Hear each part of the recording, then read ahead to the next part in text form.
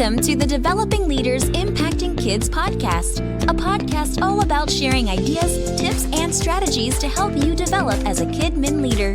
Thanks for listening to today's episode. To learn more about our certification program, training intensives, and Institutes of Children's Ministry, visit our website, cogop.org/children.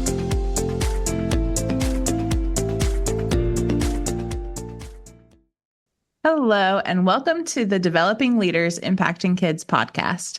My name is Joy Hensley, and I am your co-host for today's podcast, which is brought to you by International Children's Ministries of the Church of God of Prophecy. Our ministry proudly serves over 14,000 churches in 135 nations with resources and training for those who serve children in the church.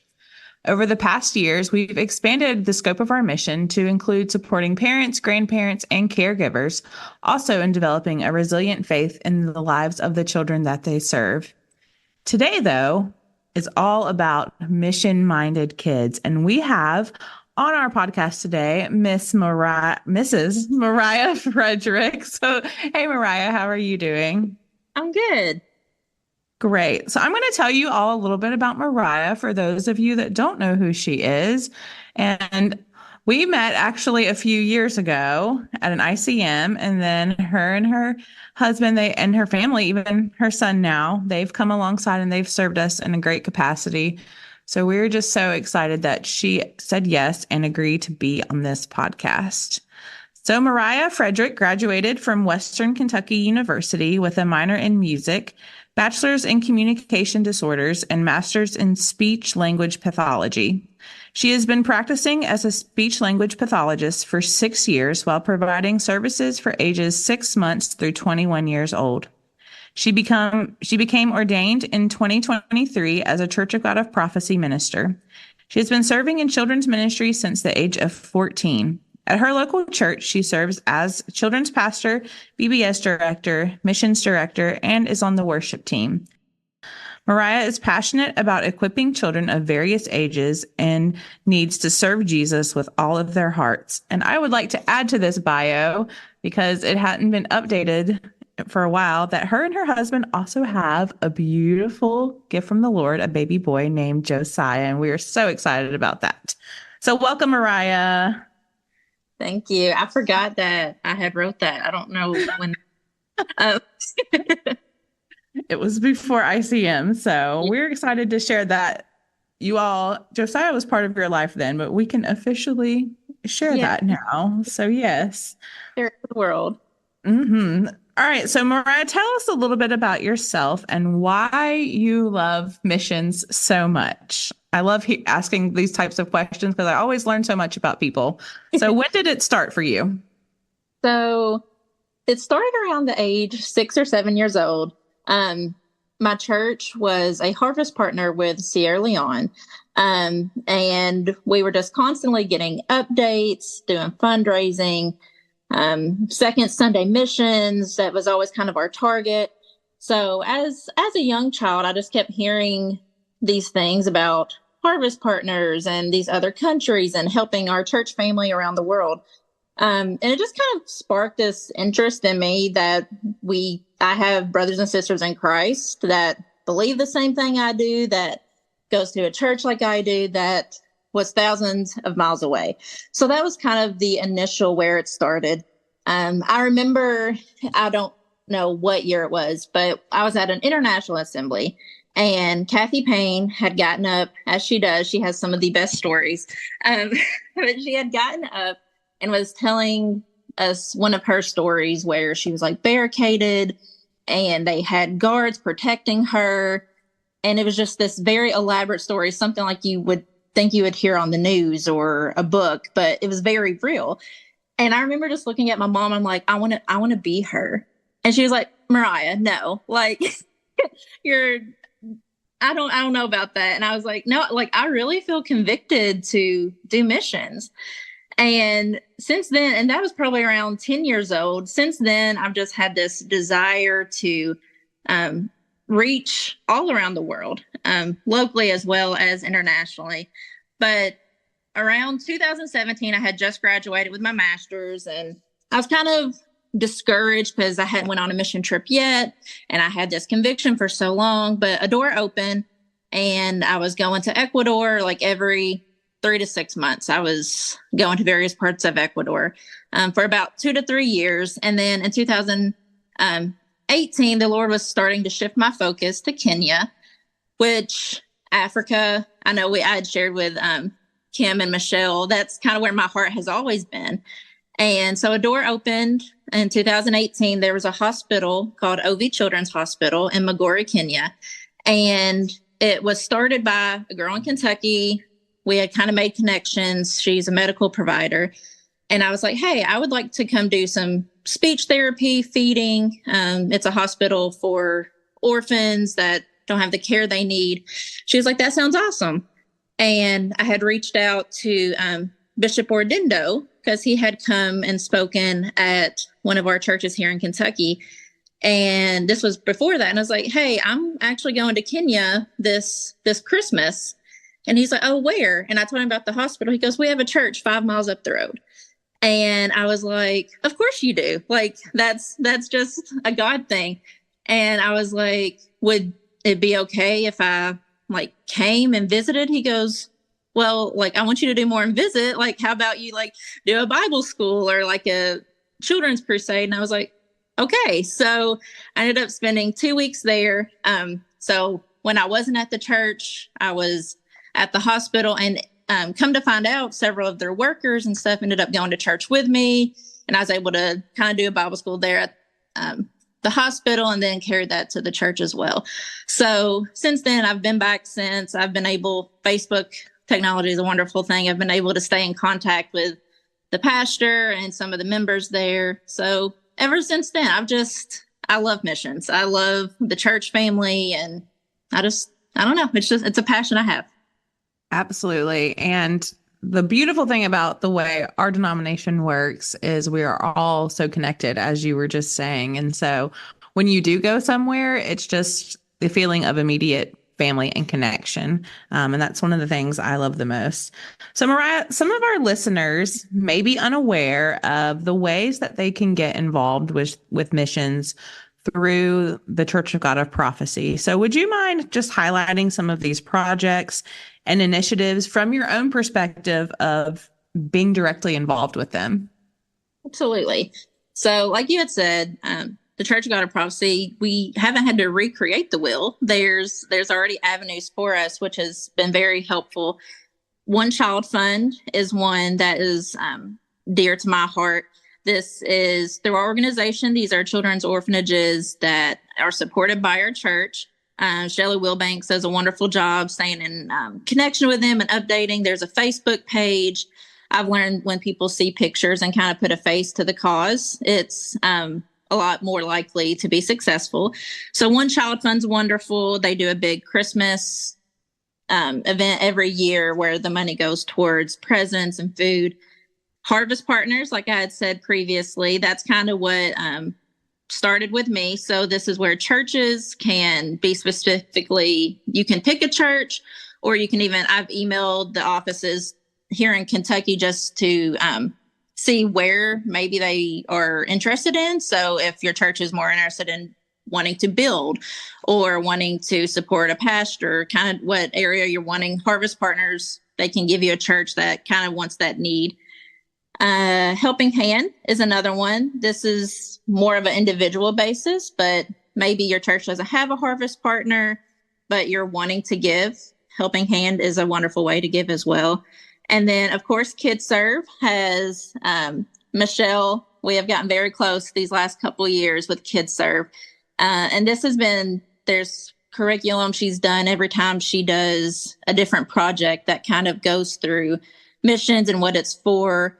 And that's been very directed towards children as well. So all of those, you can implement them within your church, within your children's ministry. The opportunities are endless with those. All right. And one of the things I really like about you and where you're coming from, Moriah, is you, like many people in our denomination, you come from a smaller church. And a lot of times, smaller churches, they feel maybe they're too small to make an impact. So I know you don't agree with that. So I wanted to ask you, what are some things, or what is maybe some advice that you would share with these churches who just feel like, what can we do where we are? Yeah. So our church has ranged over the years from one child to 15 to 20. So it's really been varied, but I am a firm believer in what I do for one, I'm going to do the same for 100 kids. And I know a lot of our children's ministers feel the same way. The Bible tells us where 2 or 3 are gathered. And even if you don't have a kids ministry yet, there's you and Jesus. So you already have 2. You can go on and start planning. But whether it's one child or 100, there's an impact to be made. One of my aha moments with all of this was during COVID. We all took a hit from that, our children's ministries, but we had 2 kids that were consistently coming. And this is right when KidServe had started their project for El Salvador as well. And I was really excited about it. I had started planning, and then COVID hit. I had all these fundraisers planned, and it all just kind of went kaput. But the kids still wanted to raise money. And I was like, okay, like we couldn't really do lemonade or touch anything. But we started when we did have online church, and we even did a Facebook GoFundMe and PayPal, all these different avenues. They made a video, and originally I'd asked them how much they wanted to raise. And the little one, he was about 8. He said he wanted to raise $400. And I was like, there's only 3 of us, those 2 and myself, and they were siblings. So really we're talking about 2 homes here. And I was like, I'm going to have to write a check for $400 just to make this happen, because I didn't want them to be discouraged.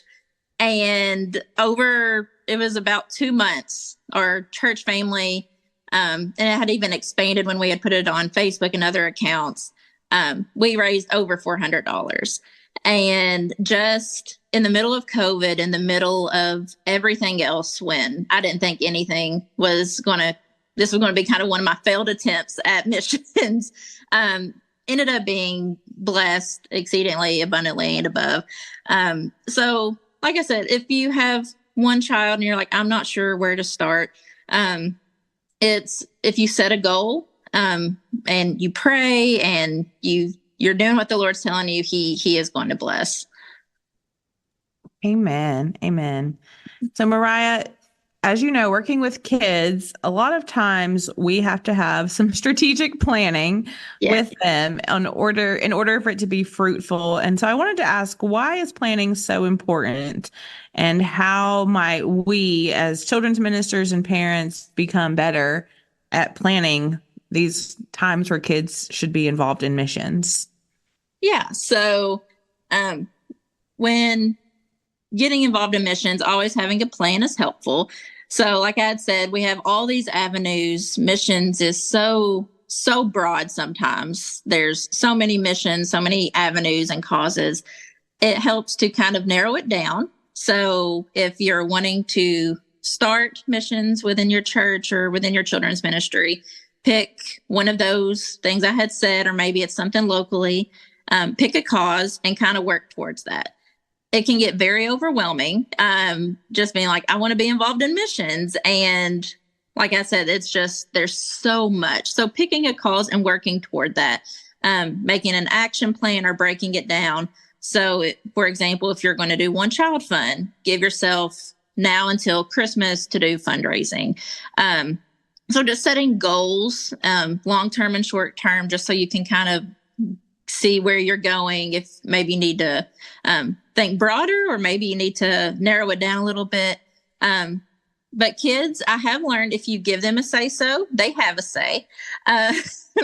So like I had said, when I asked how much they wanted to raise, the Lord had to tell him, because it was 400. It was very specific. So giving them a say-so kind of lets the Lord speak through them as well, and see where their hearts are. And if they have a goal or something in mind that they want to do, working towards that, they're going to be more motivated as well. Absolutely. As we know, kids are typically very egocentric. I struggle with this at my church sometimes when I talk about offerings or missions. I always have the kid that's like, "Can I keep some of this money?" Or "Can I keep this?" And so, I wanted to ask, what are some ways we can help our kids to start to think differently about giving and even how they see others, even though their mind in some ways is still very limited? Mhm. So this this kid, he's family, so I just use him as my example all the time. So the same kid who wanted to raise $400 was the same kid who wanted to keep his offering. So that was a struggle at first, because his mom would give him money or we would fundraise, and he's like, "But maybe I can bring some money like next week, but I want to keep this." Mhm. So that was difficult at first, but I have learned visuals with kids are very helpful. The good thing with KidServe or One Child Fund or Harvest Partners, the international website has all kinds of pictures and videos. So I would show that and say, "Hey, like this is the place we're talking about," or doing activities that kind of embedded their culture, and just kind of making them kind of step out of their shoes for a minute and be like, "Hey, so this is where they're at. This is what we're raising money for." Kids, whether they're here in America or across the globe, they do have very common factors. So just letting them know, hey, we need to pray for them because they might also be struggling at school, or maybe mom and dad's fighting at home. So there's kids wherever they are going to have common factors. So just kind of talking it up, and putting them in their shoes has been very helpful. When eventually, it took about a year. Each Sunday he was he was like halving it, was like keeping putting some in the piggy bank, which I didn't know until later, but I had to have a talk about it. But he got to the point where he was like, without even thinking, he was giving money, because we do it second Sundays every mission Sunday in our church. So we kind of do a mission lesson. So once I was given updates, and like the El Salvador project, we had pictures of the churches, and it was like, "Hey, this is what our money helped to do. This is what we supported." He was like, "Oh, well, we need to raise more so we can do another one." So eventually, about a year, he was freely giving. And now he doesn't mind at all to just go up to one of our elders in the church and be like, "Hey, we need money for missions," like without even, and he'll just hand it right to me. So seeing it is a process. They're young. And until they've been exposed, they don't know. So just exposure, and updates and pictures and visuals has been very helpful for us. Yeah, and I will add too, and you mentioned this earlier, they're so great, all the different avenues we have, because it is easy for us to get pictures and updates. We can get videos, and with social media nowadays, a lot of times we can even have direct contact with some of those Right. leaders and missionaries. I know at my church, we support Nepal, and I just got pictures yesterday from an update from there. And so it's so easy for us to be accountable. Also with them and the money, like, where is it going? People always want and feel better when they see if it's actually going to what they gave to. So, Moriah, kids may not be able to go to other nations due to finances or safety, but you did just mention earlier kind of engaging them in that culture. And so I wanted to ask, what are some ways that we can engage them in maybe praying for other nations or groups of people? So there was a training my brain's slipping me at this point, 2-3 years ago, that you and Sean had done. And he had given some of these ideas, and all of them have worked wonderfully in our ministry. One of the favorites of all the kids is passing the globe around. So, you know how you have one of those blow up globe balls. There's different ways you can do that. Maybe that Sunday we pick Nepal, for example. So everyone, when you throw the ball, whoever catches it, they say a prayer specifically. Or if maybe you don't have a certain targeted location you're praying for, where your finger lands, that's what you're going to pray for. The prayers don't have to be elaborate. They're kids, just whatever they say, whatever comes to their heart. And normally I lead them in prayer, kind of give an example, and they kind of follow. So that we keep a globe in our children's church. So they're always looking at it. There's this map tapestry, Amazon. I have found this is like $12. So even our littles, our children's church is kind of going through a transition where we have all these littles now.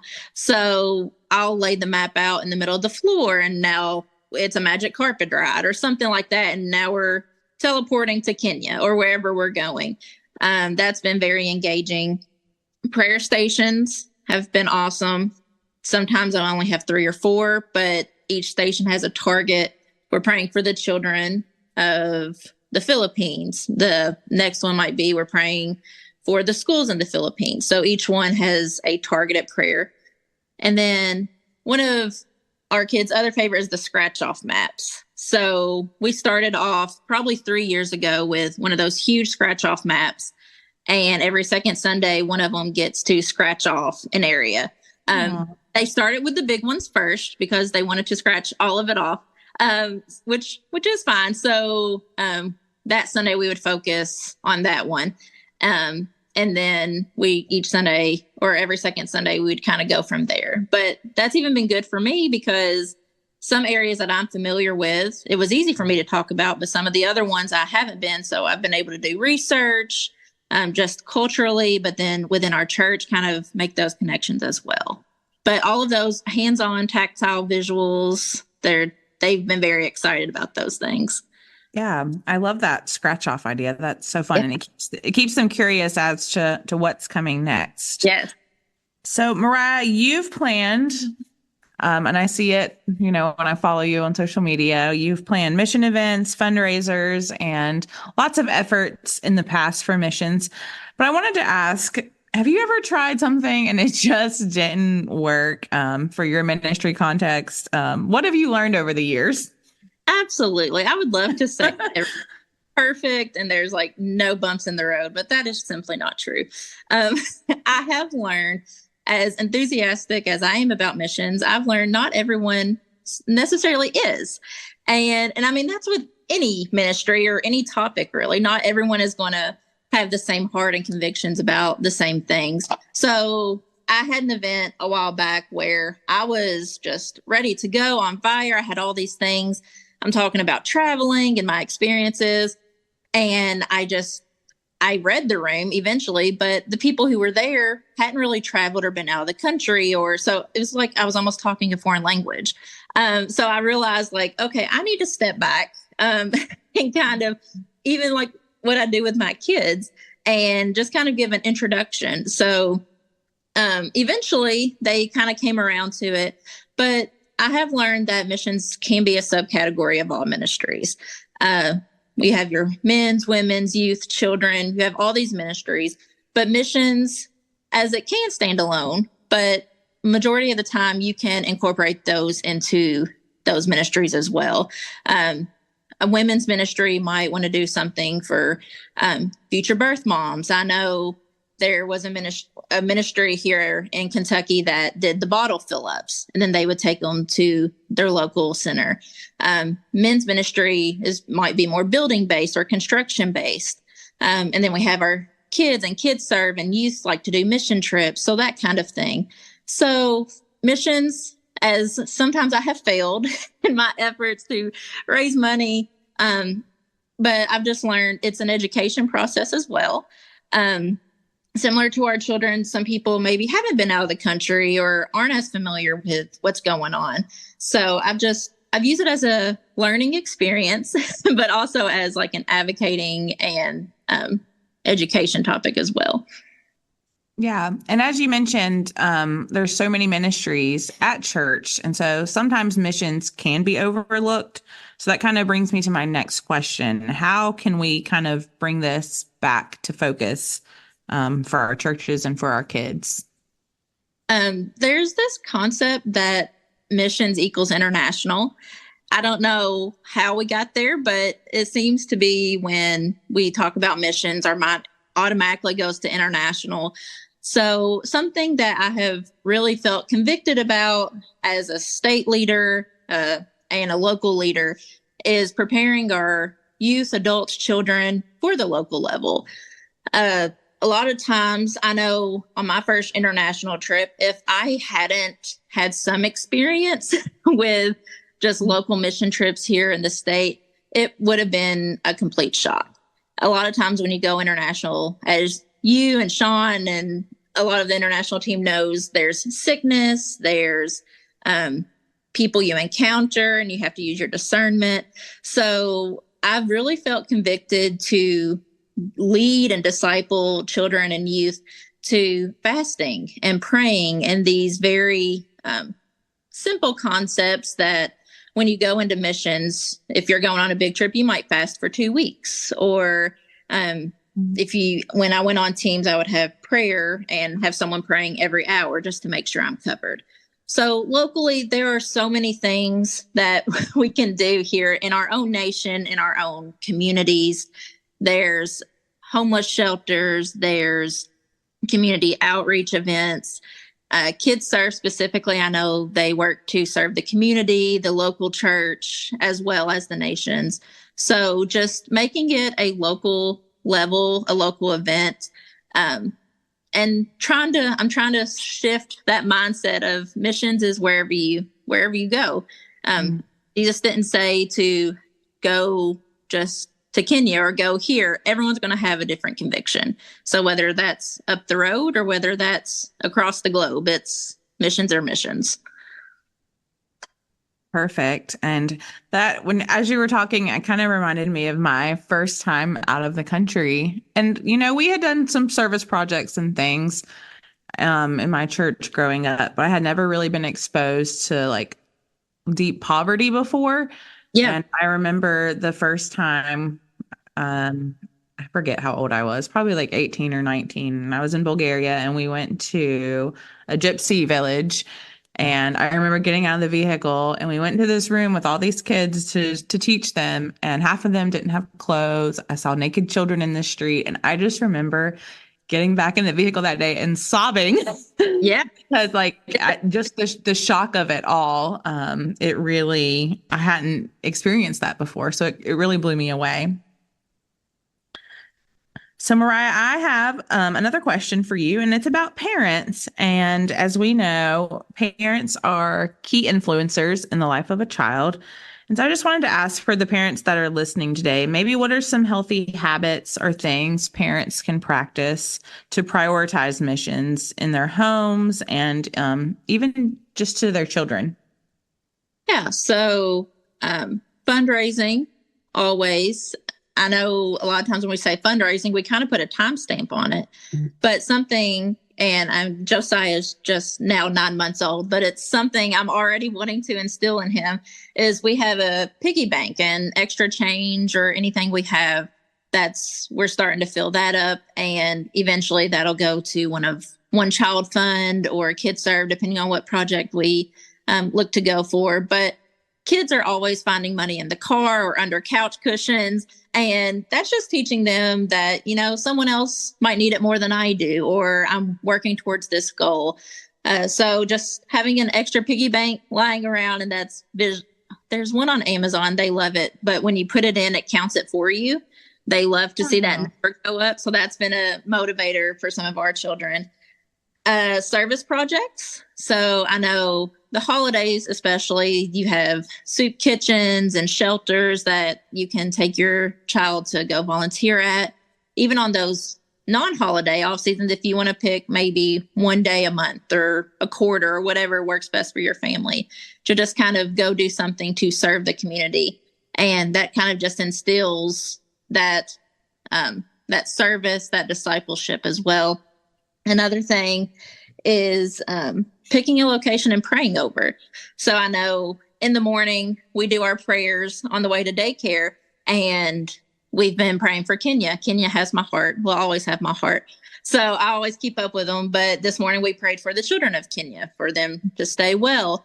So in your morning prayers or nightly prayers, you and your family can pray over maybe something or a country your child's interested in, kind of give them that say so and research it. But all of those are good. We have our children at home a lot more than we do at church. We're at church anywhere from 2 to 3 times a week, and we have hours at home. So just incorporating those things kind of gets them ready for when they go to church, they're prepared.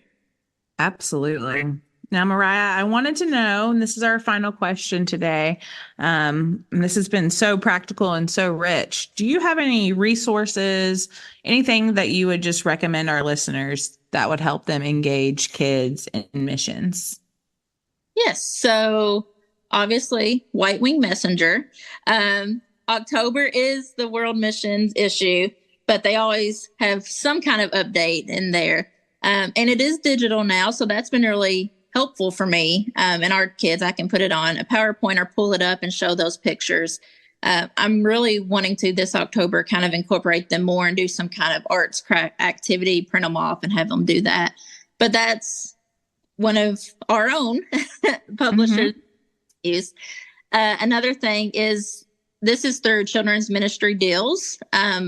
If you Google it or whatever, but they have a 8-week program, and it comes with a memory verse, an activity, a game, Bible truth. This is normally ages, I would say 6 to 12, 13-ish, but it goes over 8 locations. And it kind of focuses on the culture, a prayer point. This is something you could do for a month and a half, or it could, if you do once a quarter, it can kind of expand, give you a year or more of curriculum. But I've done that one. It's been very helpful with those different locations. There is a few, when I've done kids ministry and training, ICM, I gave everyone some curriculum I had wrote just for that. That is on Teachers Pay Teachers. Just search my name. There's 2 or 3 lessons on there. It talks introducing the Great Commission, Jesus is coming back, what we should be doing. So all of those are great resources. And then honestly, any book, I know Kids at School and History, National Geographic, there's all kinds of videos about different cultures and ethnicity. So I always encourage that as well, just to broaden their horizon and perspective, and realize that there's kids around the world that look like me, and there's kids that don't and live like me and don't. So it just kind of broadens their horizon as well. Awesome. I didn't know you were famous on Teachers Pay Teachers, so I'm going to have to look into that. I'm famous. I have 3 or 4 things, but I had some people who, when we were doing state stuff, they were asking for it. I'm like, this is just easier to put on a website they can download. So, but yeah, those are all great resources. All right. Well, thank you, Moriah, so much for joining us today and just sharing all this with us. And I believe that our people listening today, I just hope that they're challenged and encouraged to do something if they're not already. So do you have any final advice you'd like to share with the masses? Final advice: don't be discouraged. Missions seems like a hard thing to take on from a child perspective, but I promise it is a blessing. And to see their little minds just grow, and like I said, I've been doing this for 3 or 4 years now, and to see them, some have transitioned to youth and they're still asking about projects, and I'm excited to see some little missionaries grow up.